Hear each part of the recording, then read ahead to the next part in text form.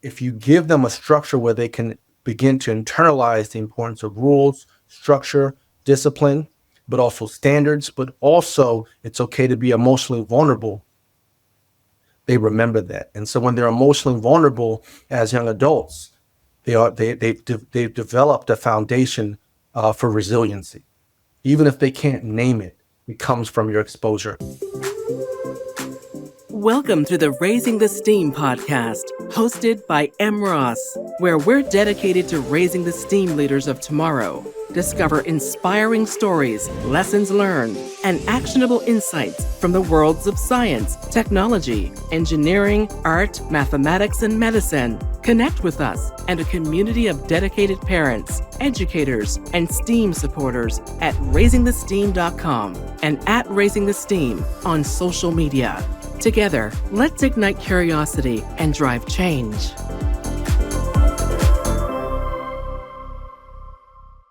Welcome to the Raising the STEAM podcast. I'm your host, M. Ross. Today, I am with a brilliant psychiatrist, just an amazing person overall, and my friend, Dr. Marcel Green. Marcel, how are you? Doing well, doing very well, very well. Awesome. So can you just tell us a little bit about yourself? Absolutely. So I am, as you mentioned, a psychiatrist. I'm based in New York City.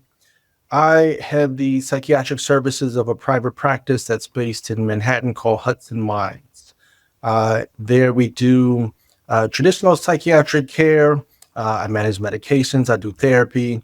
I also run an interventional service that includes procedures called a transcranial magnetic stimulation, which is a treatment for severe depression and OCD. I do stellate ganglion blocks. That's a nerve block procedure for specific anxiety conditions. And I also do a ketamine service, which represents the frontier of mental health care. So I run that division. Outside of work, I try to live life and enjoy everything that the city has to offer. We may get into it later, but I hail from Virginia. And I moved up to New York City at age 21. And I've been there ever since. And outside of that, I consider myself a Renaissance man. I have varied interests. I love traveling. I love learning from people. I love talking to people from different walks of life. And mostly I enjoy learning. And so that inspires continuous curiosity. I enjoy family and taking care of good people. And I love bringing people up to follow in my path. Very cool.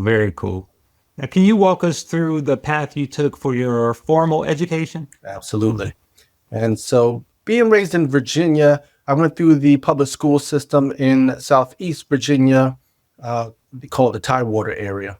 And pretty standard fare in the sense that we were mandated to go to class. I, like many other people my age, thought it was extremely boring, but I had to go. A couple of things shaped me. So my father was in the military. My mother was a first generation immigrant. And so they set a structure where education was absolutely expected or the consequences will be faced. And so based on that environment, I followed the rules. And so I essentially was told to get at least above a C. That was the standard for excellence at that time. And the reward was I could eat good food. Like they would always reward good grades with a trip to Chuck E. Cheese or something that as a little kid, that was enough. That's all I needed, to be honest. And then other little childhood ways of rewarding children. So video games or good sneakers or good clothing versus the consequence of not getting any of those things if I get below a C. So that was enough. And so maintaining that basic standard, I didn't know at the time, but it was enough to get into college. I will say, however, that one important step for me was discovering on my own that barrier for college entry, which was the SAT. I actually didn't even discover that was a college requirement until maybe 2 months before I had to take it. Yeah. Yes, and it's funny because it was random. So I saw advertisements on the school walls talking about the SAT as a college entry requirement, and asking questions. I discovered that this was a big deal. And so I also discovered that there were practice tests, and I took it and failed completely. And so now I have this dilemma of having to figure out how to score well on this test if I want to go to college, right? And so effectively, I enrolled in a SAT prep class, and I pretty much scored well enough, thank goodness, to get into a school. Another important part of my path is that there was not much of a model in terms of how to apply for school, write Mm. essays, how to construct an application. It was all an act of discovery. And because my mother's a first generation, my father, he was he was in the military. They did, they could offer basic advice, but for the most part, we all had to discover ourselves how to put together an impressive application. Also, there was a financial hurdle. And so it was all well and good to say what schools I want to go in, but once we found out the price tag, well, that limited it down to be honest, three schools. And so Mm. I applied to three schools. Luckily, I was able to get into Virginia Tech, where I met you, my friend of now 20 years. And that was an interesting process. It was my first time away from home. I wanted to be from away from home, so it was amazing for me. But the act of being a student, all new, completely new. There was not much input. In fact, when my parents dropped me off at school, it was like, make sure you get good grades. But there was no real model for how to do that. And so um, we went in together through an engineering prep program the summer before our first year, and were exposed to some of the classwork requirements. And I initially was an engineering student. Well, let alone without much preparation, without much guidance, I failed many of my first tests, many, which was a pure shock to me because of how badly I failed these classes. And so the test. And so that was a wake up call for me. But also, what I discovered was that I was not interested whatsoever in any of these introductory engineering classes. And so I remember the moment I think I got like a 14 on the engineering fundamentals first test. I walked to the library and I looked at the course catalog because I had to change my major. There's no way I'm getting a second F. And so anyway, I literally flipped through all of the potential majors and chose, without much of a frame of reference, psychology. And to be honest, my only frame of reference was the fact that probably the only class in high school that I truly enjoyed was psychology, AP psychology. Mm. And so I chose psychology. And then I told my parents after the fact, and they they hated it, right? But no, Mm. I was allowed to stay the course. And then taking my first psychology classes, again, I learned how to study at the college level through experience. I never studied that hard in my life.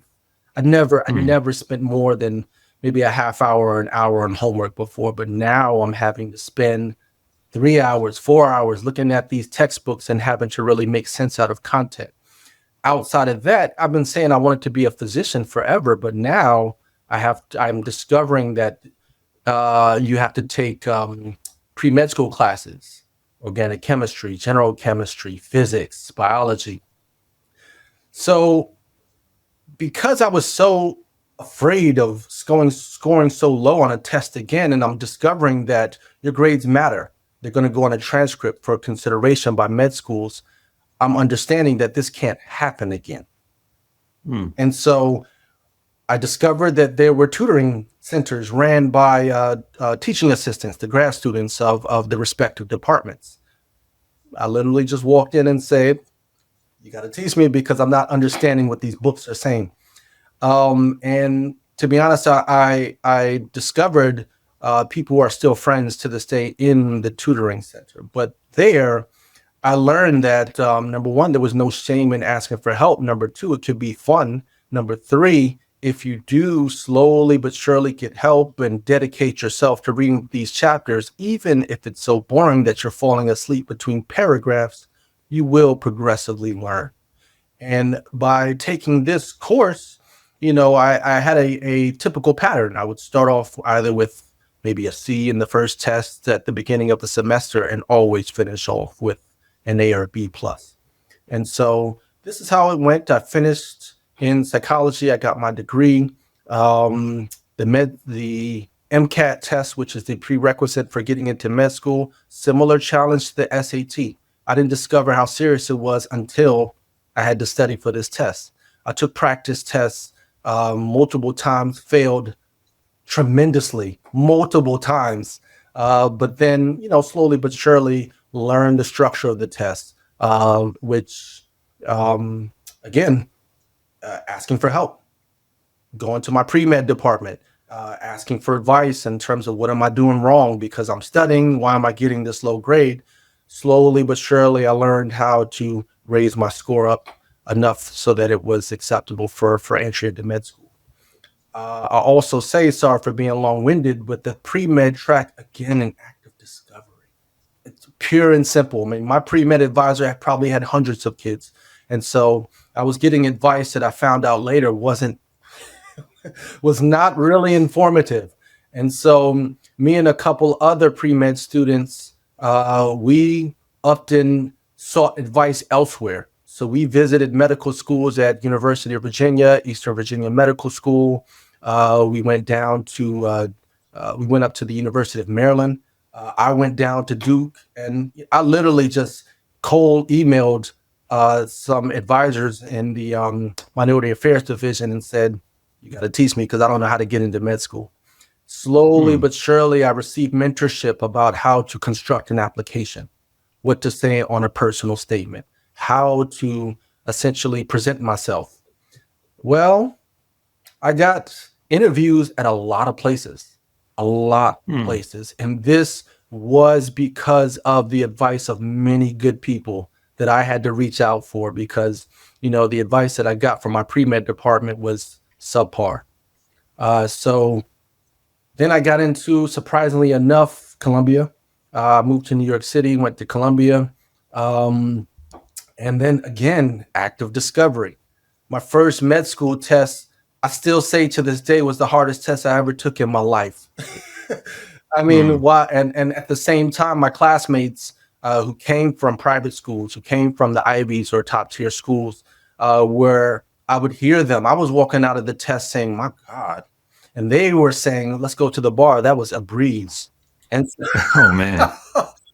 I didn't say anything, but in my head, I knew that I had to catch up. And I knew that this was going to involve a change of what I thought normal relationship to school was.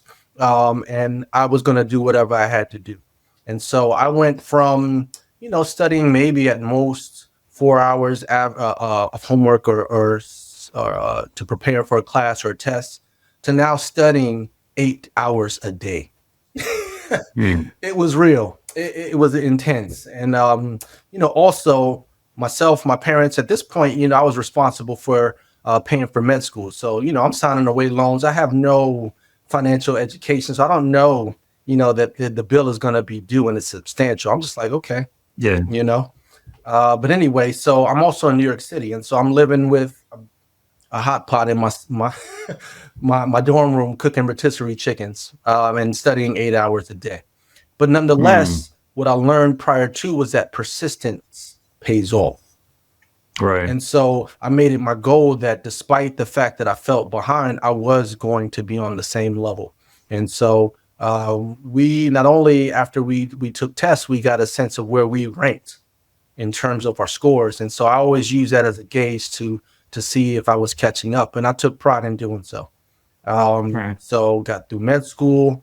First and second years were class years. Your third year is your introduction to the hospitals. You follow around the interns and the residents and the physicians. That's when I got my next lesson in life, which is the people who do well initially are people who are groomed to know how to conform to professional expectations in a professional setting. No real prior exposure to that. And so while I was meeting requirements, so knowledge requirements, you have to give presentations to the physicians and residents. you were also being judged subjectively about how you mirrored the professional climate. This notion of professionalism that traps many of us initially trapped me. So I was getting low subjective evaluations and had no idea why. I would ask my direct advisors why, and they couldn't tell me what I could do. And to be honest, the only helpful source of information was my dean of minority affairs, who still I still praise her. She just retired. She's a godsend, Dr. Hutchinson at Columbia. So she taught me the game. So you got to present yourself in this manner. If you are challenged in any respect, it's not personal. Respond in this manner. All the subtleties of professional presentation I learned. So anyway, got through med school, and then I'll kind of contract the rest of the story. Went through residency. Initially, I chose surgery. I'm sure we'll talk about that later, but I ended up in my true love, which was psychiatry, which I am phew, over 10 years in practice now. And then rising the professional ranks in a competitive environment. Now professional practice, life, everything is fun. And even though, I look somewhat fondly on all the struggles, they were real at the time. We're talking about real existential crises of not knowing that you can make it to the next step. But looking back on it, I'm glad I did it because, it just feels amazing. Hey, thank you so much for tuning in to Raising the Steam. If you're enjoying this conversation, make sure to subscribe wherever you're watching or listening, whether it's YouTube, your favorite podcast platform, or our website. Your subscription helps us keep bringing you insightful conversations about careers in STEM and STEAM and how people can accelerate their journeys in these fields. Don't forget to leave a review or comment to let us know what you think. Now let's get back to our guests. That's an amazing story, Marcel. I mean, I knew you had a winding path, but a lot of those details, even though we've known each other for 20, 25 years, I didn't know some of those details. So that's amazing. So with that winding path, how do you think that shaped your approach to your work now? Oh, wow. So I would actually credit having to find myself both professionally and personally to shape the core confidence that when I say that I'm doing well now, I mean it. It comes from within. Like I earned every single step. And to be honest, I give credit to everyone who helped me along the way, and nobody can do it by themselves. But just knowing the work that went into living now, and living now is not without its challenges, but like that core confidence came from that winding path. And just to add just a slight little bit of detail. So I initially went into surgery because, it sounds cool. That's all I knew. I didn't know anything about the field. It just sounds All right. and then in the residency, then it gets real. I'm working 100 hours a week. It's a lot of hours. My days off only follow 24-hour shifts, which I'm working every 3 days. And again, just consistent with me, I kind of meet the challenge where it is. And, I have this inner voice that says that, it's not going to beat me, which to be honest, comes back from the culture that I grew up with, playing sports, but also kind of, I also credit that attitude to some of the hip hop culture that I grew up with. It's meeting the challenge head on, taking pride in the struggle, so to speak. So anyway, so when I was faced with that work climate, to be honest, like I met it. But what I didn't ask, and again, this comes from mentorship, and this is what I would impart upon people coming up after me, is that what I didn't ask is, does this fit me? Is the struggle a reflection of, is this work a reflection of my true passion? Can I have the most impact here? And that results from my work matching my passion. I can do the hours, but am I making the impact? Is this a passion? Because if that's not the case, it will bury you. So even though I felt like I was able to manage the hours and the grueling nature of the culture, what I did notice is that outside of work, I was very short with people, irritable, or sleeping all the time.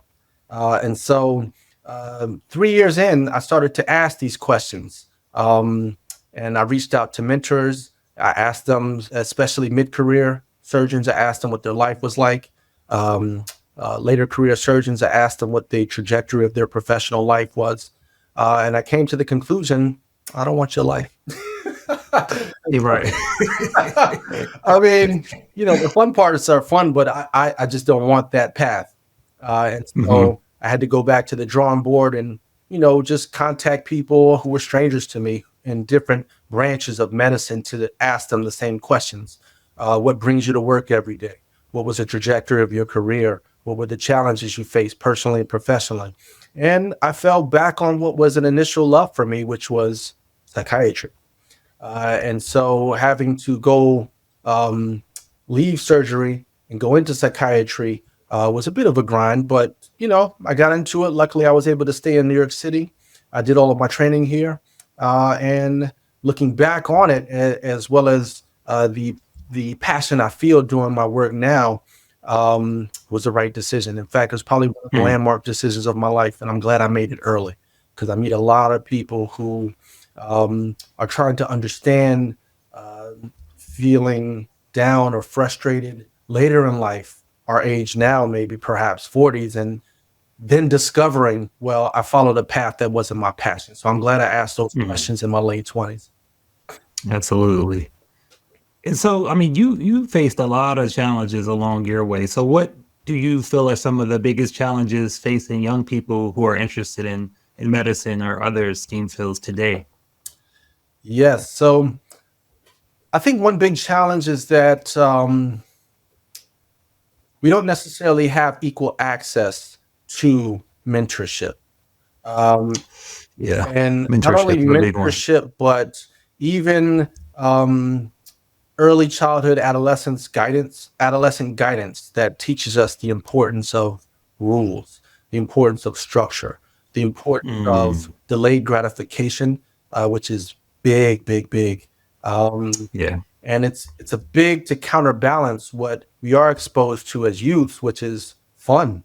We have companies right, that are dedicated to selling us things for pleasure, leisure. They want nothing more than for us to get lost in pleasure. And when you're exposed to that influence from a child, if you don't have the counterbalance telling you that it's worth it to delay gratification, it's worth it to do right, things that are boring, then you'll never learn it.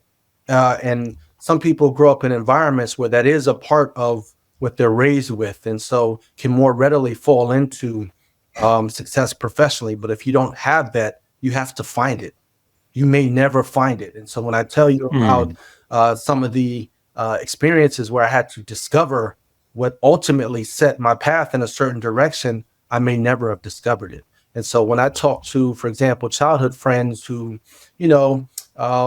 they may have regrets about where they're at now, the difference is I discovered something and they didn't because we mm, both didn't have it. And so that's a challenge. And so what I would say is that, a lot of times we tell young people to imagine what you would want to do when you grow up, but ask questions, how do I get there? And if you're not right. getting the answers from around you, find these answers, Mm. because you can't expect it'll come to you. So, what can parents and educators do to create a supportive environment that encourages curiosity and sort of resilience, which is one of the things that we talked about in children who are aspiring for these type of either medicine or other STEAM related fields? Yes. So parents and all adult authority figures, to be honest, because you never know what's going to be influential to a young person. It can be Right. a consistently cool school official, the crosswalk walk guard, the bus driver. It can be anybody. So anybody that has any role in giving advice, impart these things. And so the importance of structure.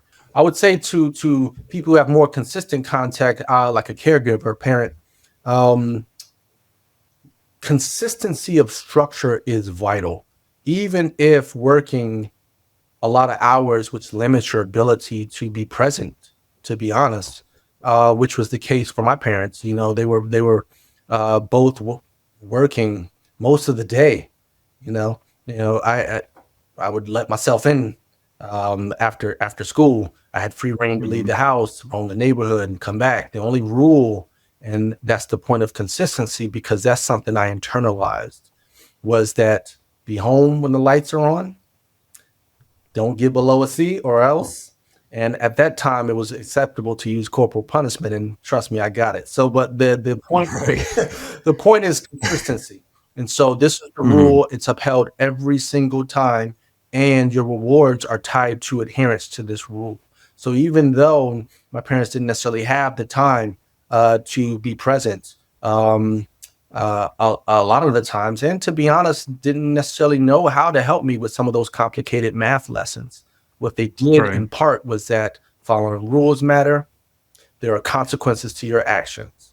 I would also say another thing that I didn't necessarily have consistently, even though I did have it a little bit, but I would say what's important is that create an environment where being emotionally vulnerable is acceptable and that you can talk about it.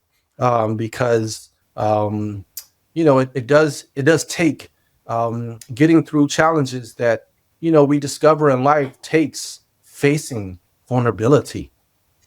And what young people do is they absorb things from their environment. And in fact, from a psychological perspective, all of those influences you want the youths to internalize, because that guides them in those initial lost years of young adulthood. And so if Mhm. you if you give them a structure where they can begin to internalize the importance of rules, structure, discipline, but also standards, but also it's okay to be emotionally vulnerable, they remember that. And so when they're emotionally vulnerable as young adults, they've developed a foundation for resiliency. Even if they can't name it, it comes from your exposure. So I would say emotional vulnerability, also um, uh, teaching that it's okay to fail. For me, I got that by participating in sports, and so you're gonna fail, you're gonna lose. Yeah. But some kids don't do sports or don't do a skilled hobby like an instrument. So if that's not the case, then teaching that it is okay to fail, and in fact you're supposed to fail, you're supposed to. And so, Mhm. and then also, asking what you can't provide and teaching your kid to reach out for help if you need it. And so, if you can't necessarily help your child with the math lesson, well, don't stop there. Show them how to get help. And the kids internalize all of this. And so when they're young adults, they do it on their own. And I look at you, to be honest, because when we were freshmen together, I was so amazed about how disciplined you were. Hmm. So you I internalized appreciate it. a lot from your youth that, to be honest, you took forward out of the gate freshman year of high school. Like I was looking to you, like man, I got a 14 on these tests, and you get A's, and so okay, so let me up my game here, and so that just goes to show that it pays off. Yeah, man, that's some incredible advice, some amazing advice. Really appreciate that. So, I mean, a lot of the things that you were talking about in advising, I'm sure it took a lot of years of experience studying and just introspection and a whole lot. Recently there's been a lot of news about artificial intelligence and how that might affect all types of industries. So, how do you see artificial intelligence impacting psychiatry and mental health care in the future? Uh, yes, and again, it's these are just early thoughts, because we're early in the development of that technology. But I mean, things that we have seen that could potentially influence my particular field are: number one, um, you are seeing, well, we're hearing about artificial intelligence contributing to misinformation. Mm, So uh, articles based on false information are being presented as true, or just being presented. And so if somebody doesn't have a discerning eye, they would take it as true. So that has relevance because, whereas we see now a problem of people primarily getting mental health advice from not the best sources online, I can only imagine that that could worsen in the setting where artificial intelligence is just spitting out misinformation. mhm. I would say potential upsides are that it could improve access to mental health care. If development and to be honest, we see this in my field. I mean, there's a lot of excitement about learning artificial intelligence and how it's available now and how we can use it to build systems of mental health care, improve access. And so I do think that it Mhm. can help improve access tremendously. If, for example, like a chat GPT can be refined to actually give credible information, helpful information. If somebody asks, what do I do if I'm suicidal? Well, that's a victory for access. Uh, Yeah. that's a victory for access. And so, mix gift and a curse. We'll see how it turns out. So, I mean, your journey has been pretty remarkable, and I think it's a lot of things in there that, even though we're talking 20, 30 years ago where you kind of started, a lot of things in there that are applicable today to a lot of the youth. Um, but if you could go back and give advice to your younger self, especially regarding a career in the STEAM related field, what would that advice be? Well, that's easy for me because I'm a child and an adult psychiatrist, so I talk to kids all the time, and so Mhm. it does allow me to kind of remember how it was, remember some of the challenges that I may have forgotten, and so I think one thing that I talk about consistently with both people who are seeing me for care, but it would apply globally for young people there is that and in fact, it would double over as something to impart on young people if you have a role in their lives. I would tell the younger me that your world is so small. And so the reason I Mm. say that is because we build our identity based on what's around us in the immediate environment. And so let's take development of your identity in middle school and high school, right? It's so important to you to have those shoes. It's so important to you that nobody calls you out in public. It's so important to you if you get disrespected. And so I would tell the younger me and try to uh, be um, just an influence to say that it is important. However, there's a bigger world out there. And I tell a lot of Mm. young people all the time that even if you feel that this social embarrassment is the end of the world, literally a year out of high school, you may never see any of these folks again. They will have never Right. have any role in your life again. And so if you're able to connect into a larger perspective, it can help with emotional development tremendously, actually. So I would say keep that in mind. What else? Um, I don't think I talked about fostering the environment for curiosity, and that would go into telling my younger self something. Um, what I had and what I credit for a curiosity that I still have is that I was allowed to roam. And nowadays, in this climate where we feel like we have to hover over our youths to protect them against very real dangers, we may lose sight of the fact that roaming, being free to imagine and follow your childhood passions is the prerequisite for fostering curiosity as a youth. And Mm. so nurture that, nurture that. And I also tell a lot of young people that it's okay to be by yourself sometimes, you know, Mm. even though you might feel that you should be doing what other people look like they're doing, they look like they're having fun, that alone time is extremely important, extremely important. So to become comfortable in that space, and if you're not comfortable, well, that's an opportunity to develop hobbies so that you can entertain yourself.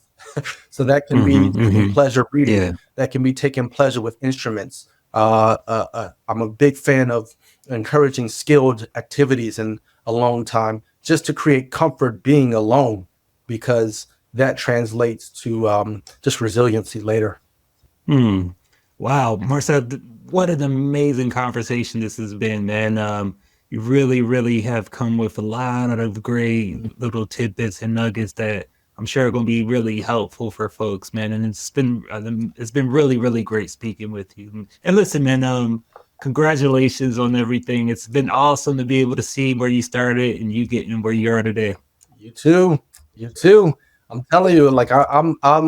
because the focus is on me, I'll take that. But you're great, my friend. And so I definitely took a lot of cues from you. And I've mentioned that to you many times. And so it's an honor to be here.